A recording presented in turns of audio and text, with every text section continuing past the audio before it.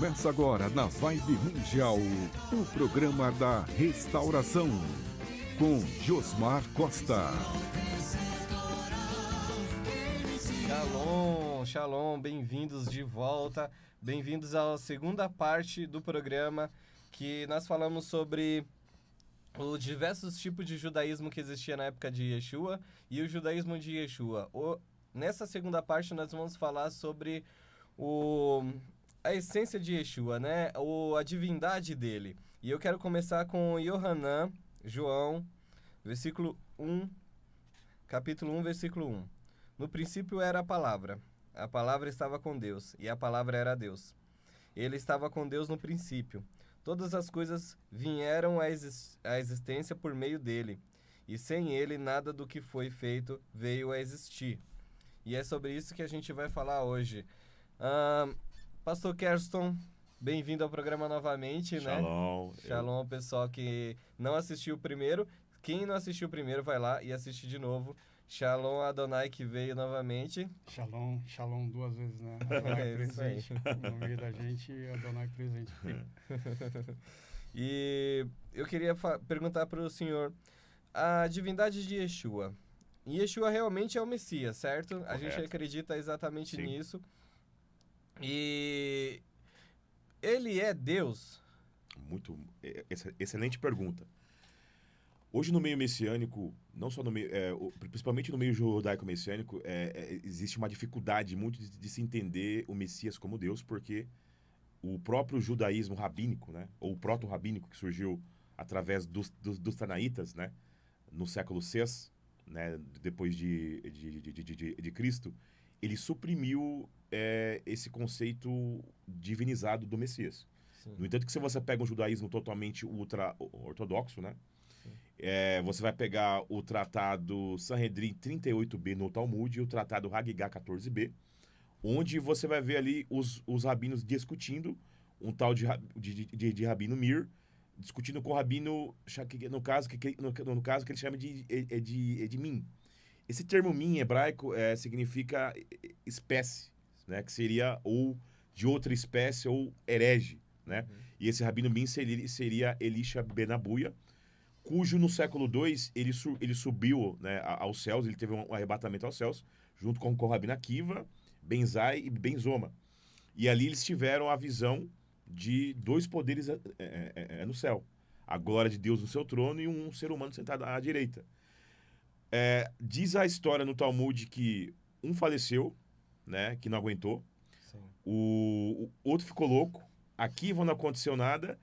E Elisha Ben Abuya foi chamado de Min. Ele foi chamado posteriormente de Aher, em hebraico, que é uma palavra que significa o outro, ou no caso, que seria o mudado, né? Sim. E é bem interessante que esses próprios judeus que criaram esses conceitos, eles chamaram também os próprios cristãos, posteriormente, de Min, né? Pelo fato de crerem dois poderes no céu. Tá? Que é bem interessante. Você lê o texto de João, capítulo 1, verso 1 aí. Eu vou ler ele rapidinho em hebraico. O verso 1 tá assim. Em hebraico, não, no caso em grego, tá assim. Enarque enrologos, kairologos, emprostonteon, kaiteos, enrologos. Né? É bem interessante que quando João ele passa essa questão, a palavra logos, que em grego, na realidade, não é verbo, é um substantivo. Mas por que é traduzido para a sua Bíblia como verbo? Porque o logos seria, na sua etimologia, razão, fundamento do eterno. E como a razão e o fundamento do eterno ela é expressa através da palavra, aí eles traduzem como verbo. Tá? No caso, que é bem interessante. Só que o mais interessante aí fala que ele estava prostonteon, ele estava com o teon. Esse teon a qual o logos está na forma atributiva do objeto direto.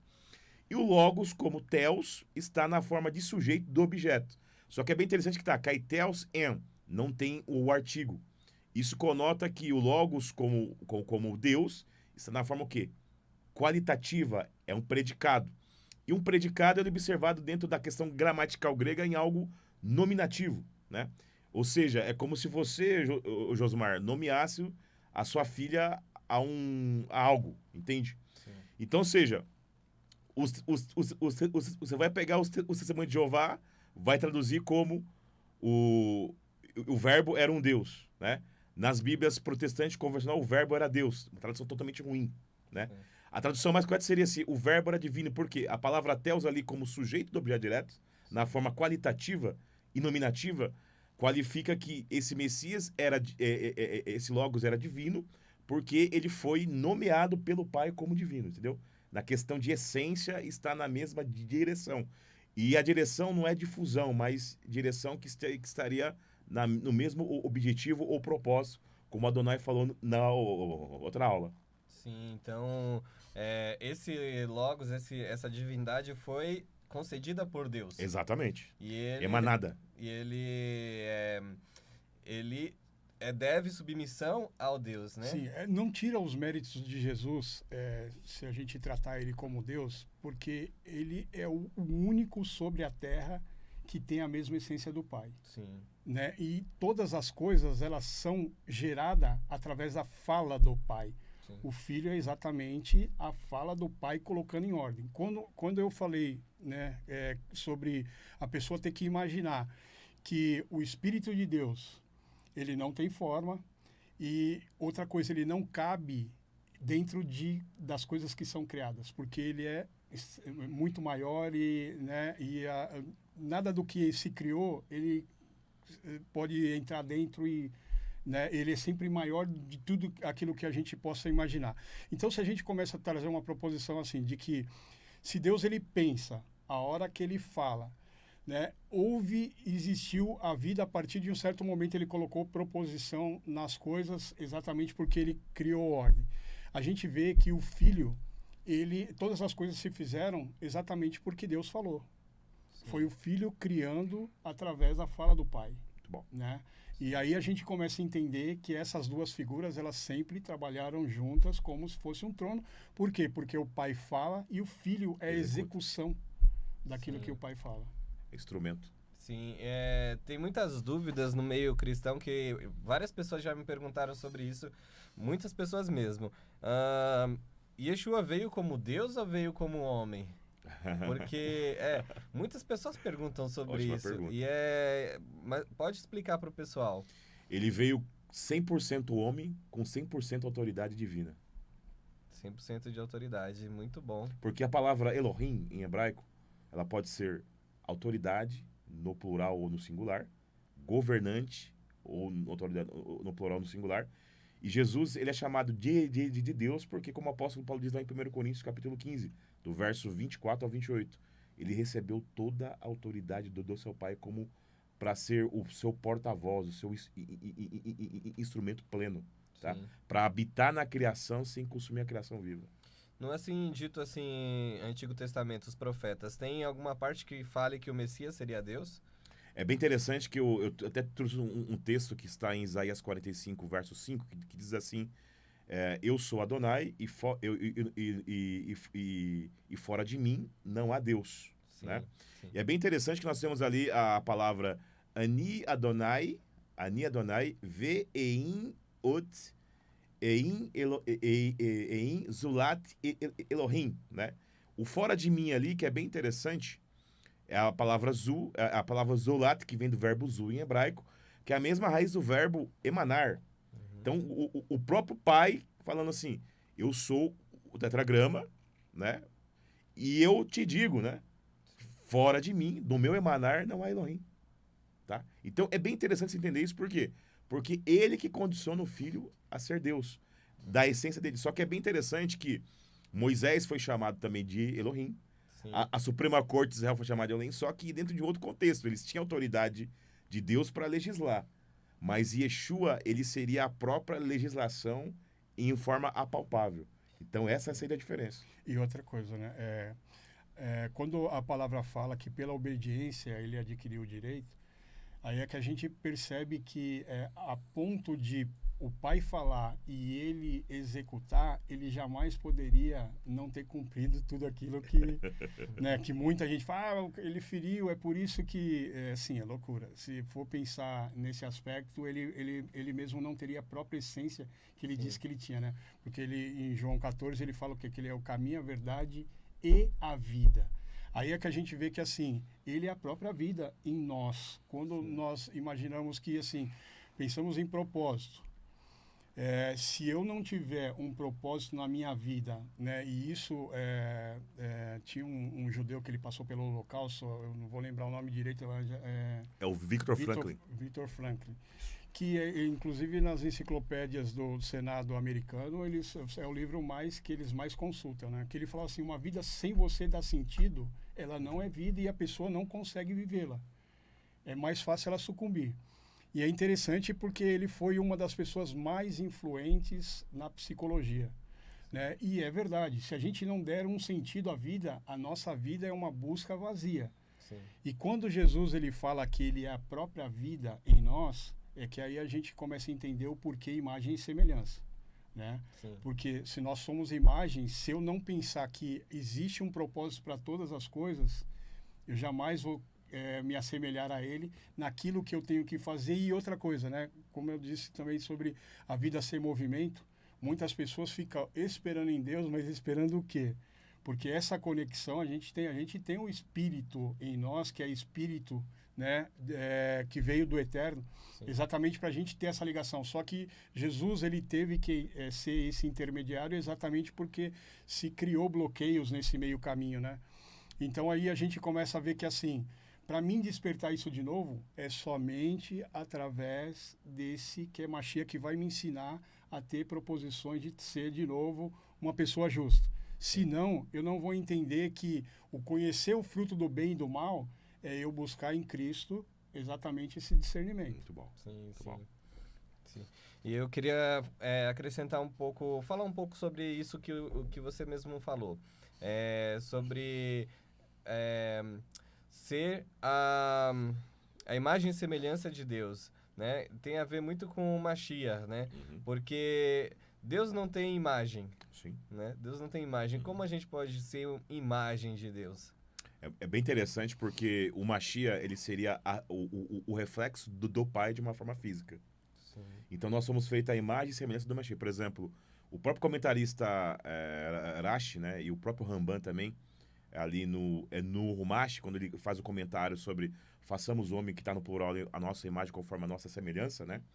Ali é como se o Eterno, através da palavra, desse ordem à terra, né? E é como se ele dissesse assim, terra, façamos o homem conforme a nossa imagem, conforme a nossa semelhança. E depois ele explica no capítulo 2 ali de Gênesis, né?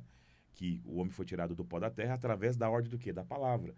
No entanto, que a expressão aramaico, avrakdavra, que os mágicos utilizam hoje como abracadabra, que é um pensamento 100% judaico, é uma sabedoria judaica por quê? Porque a criação sempre foi através da palavra. Deus estava dando ordem ali aos mares, às plantas, e de repente temos Vaiomer Elohim, né? Tem o Vav consecutivo ali, que fala que a oração veio da outra oração, e disse Deus, façamos o homem conforme a nossa imagem, conforme a nossa semelhança. Xerox, imagem real. Então, não só a imagem física é no sentido do Messias, Sim. já, no caso, existente. Sim. E a imagem espiritual no sentido de caráter, né? Porque o homem, ele tem um caráter divino, ele tem um poder de... Ele é o único animal, o único ser vivo, né? Que tem o poder de criar. Sim. Tá? Então, é bem interessante isso aí. Então, Yeshua é a imagem de Deus física. Sim. Então, é exatamente por isso que Yeshua diz, quem me vê, também vê o Exatamente, Pai, né? exatamente. Yeshua, ele é a porção que nós suportamos do Eterno. A manifestação do Eterno consumiria todas as coisas. É verdade. Sim. Né? Então, assim, é uma porção não só que quando nós nos colocamos de frente a ele, né, ou chegamos próximo dele, a gente começa a refletir aquilo que ele é, Sim. né? E isso é tão verdade que assim não tenha homem que conheça esse caminho que se desvirtue e não tenha, pelo menos no íntimo, né, Sim. um desejo ou uma procura de que lhe falta alguma coisa.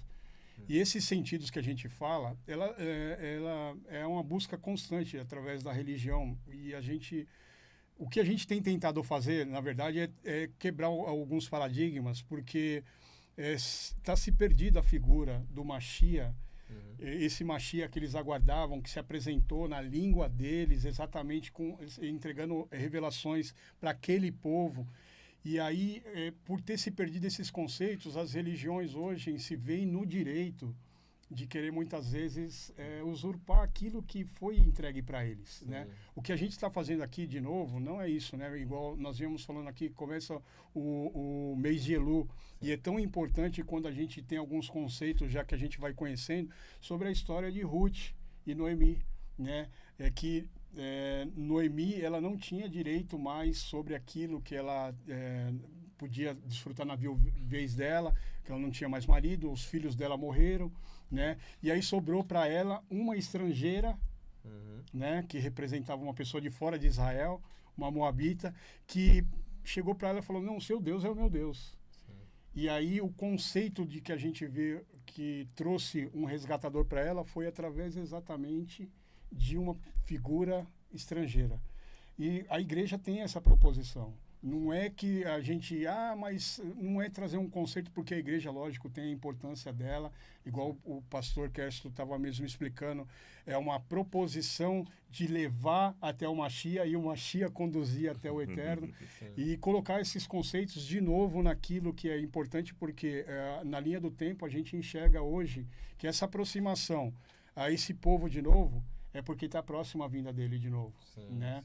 E quando a gente vai começar a entender a nova aliança, a Brit Hadashah, a gente começa a ver que realmente aquele tempo ele também era guardado e muitos não acreditavam, né? Mas era evidente dentro daquilo que estava escrito sobre ele que ele viria, né? E esse concerto, a gente, né, não concerto, mas trazer um acréscimo a essa mensagem hoje, ao Evangelho, né, para trazer de novo o cristianismo para dentro da cultura que foi perdida, né, que está colocada fora dos tempos. Hein? Sim, e até mesmo no meio do judaísmo, eles falam sobre isso, que o Messias não deveria, não é divino, não vem... Eu já vi muito, eu vi até um documentário que um judeu fala: não, a gente não acredita que Jesus seja o Messias porque o Messias não seria divino, o Messias seria 100% homem. Só que quando a gente lê a Torá e vê que Moshe falava com Deus face a face, e depois no mesmo versículo fala que ninguém pode ver a Deus senão morreria, como que explica que Moshe viu Deus face a face? Muito bom. Na realidade, Moisés ele falava com o Malarpanim, né?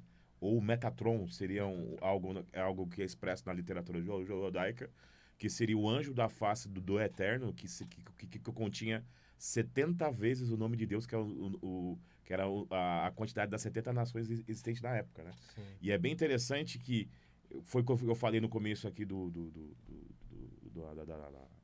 da aula, né? Sobre os tratados ali. O judaísmo, ele suprimiu esses conceitos, até mesmo para se desvincular do cristianismo mesmo. Sim. Tá? E chamava os judeus do primeiro século, que criam em dois poderes no céu, de né? Que cria-se de outra espécie, ou hereges, né? Porque até mesmo como uma cerca para não tentar falar sobre idolatria. Só que quando você entende que aquele anjo que é chamado por Daniel de filho do homem, né? Ele seria o representante pleno do Eterno, a face do Eterno, você não está praticando idolatria. Sim. Porque você está seguindo um mediador, entendeu? Então, Metatron, por exemplo, a palavra meta em grego seria uma questão de uma preposição, que significa com ou além, e tron seria uma abreviação de tronos em grego, que seria ao lado do trono, seria um anjo que se senta ao lado do trono, que foi que os rabinos viram, que Estevão viu, e que nós cremos que é Yeshua, que sempre existiu ali na Antiga Aliança.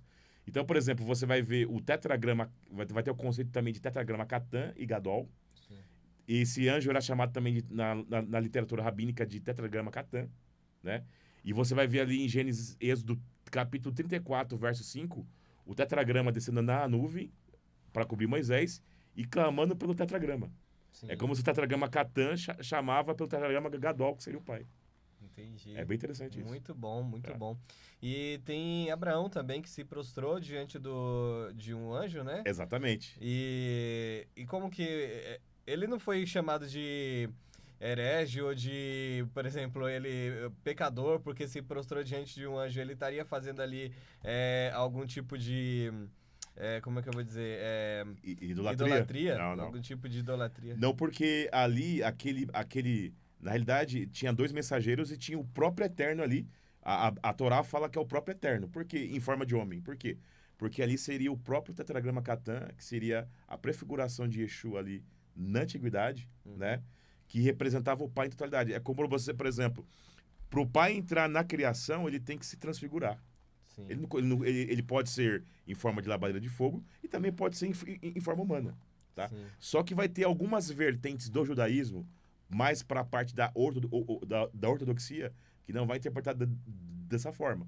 Sim. Mas não é um pensamento monolítico, né? Como a gente Sim. pegou, sempre ensinou. Né? É interessante isso, porque aí a gente vê que alguns conceitos também se formou dentro do judaísmo, né? Que alguns estudam angiologia, mas não percebe que a manifestação do anjo é um atributo do Eterno, porque sempre tem uma ligação muito forte com Muito bom. aquilo que o Eterno falou para que o anjo fizesse. Sim. Então o anjo se manifesta exatamente como, por exemplo, se a pessoa estivesse clamando por cura, se manifestava um atributo de cura, Rafá, né? Uhum. Que aí a face dele representava somente aquilo, porque bom. o anjo é enviado com aquele propósito. Sim. Né? Aí existem alguns debates que falam, mas o anjo tem um pouco de livre-arbítrio e tal. Eu não sei se a gente pode colocar isso, porque é um debate no meio Seria um acadêmico. assunto, um outro assunto. Mais Aí já extenso. seria outro Mas aí a programa gente até. vê que a proposição da fala do Eterno é se cumprir exatamente aquilo que ele propôs, né? Sim. E aí a manifestação se dá num atributo dele, e aí é por isso que o anjo ele tem somente a limitação de manifestar aquele atributo. É como se os seus anjos, Josmar, fosse a parte onisciente, onipotente do Eterno. Muito bom.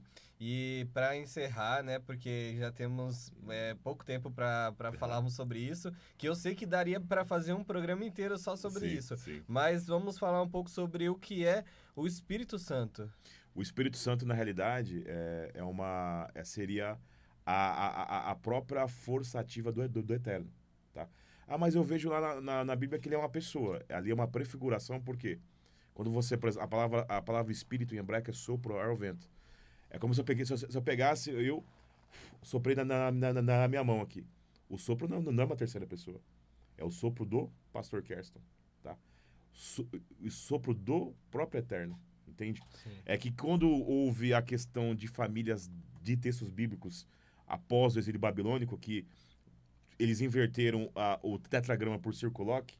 Então, por exemplo, a palavra espírito de Yud-Heh Vav-Heh, ou Jeová, para as pessoas entenderem, se tornou o Espírito Santo.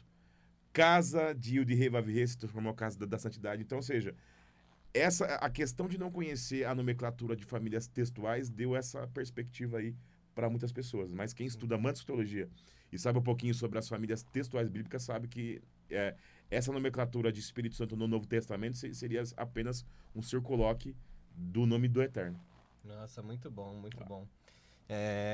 Daria para fazer um programa inteiro só sobre o Espírito Santo, né? Porque muita gente fala até, mas o Espírito Santo no Novo Testamento está escrito em letra maiúscula, né? Como se denominasse como se ele fosse uma própria pessoa. Adonai, o que o senhor acha sobre isso? Não, se for se tratar assim como o Espírito do Eterno, sim, né? Está escrito com a letra maiúscula mesmo. Sim. Mas aí a gente vê que assim, só existe um caminho onde esse vento ele sopra e a pessoa ela flui leve como uma pena, que é o caminho de Yeshua, né? Sim.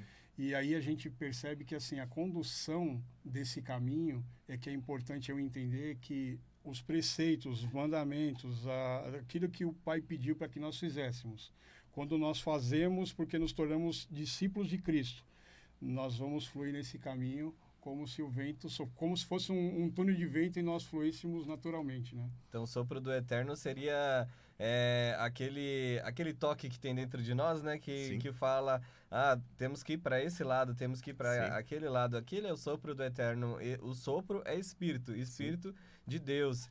Isso é muito bom. Muito obrigado pela participação de vocês. Amém, Olha, shalom. foi maravilhoso mesmo. Eu gostaria que todo mundo assistisse essa live. Vamos divulgar para todo mundo aí, porque isso foi maravilhoso ter recebido vocês aqui. Eu preferia ter um programa de 3 horas pra gente explicar tudo isso, porque tem muito mais assunto a falar sobre isso. Mas obrigado mesmo, pastor Kerston. Shalom, shalom. Shalom, pessoal. Shalom, shalom. Eu que agradeço também a oportunidade e que o Eterno abençoe a todos. Muito obrigado, Adonai. Amém. Shalom, pessoal. Tchau, tchau. Até o próximo programa.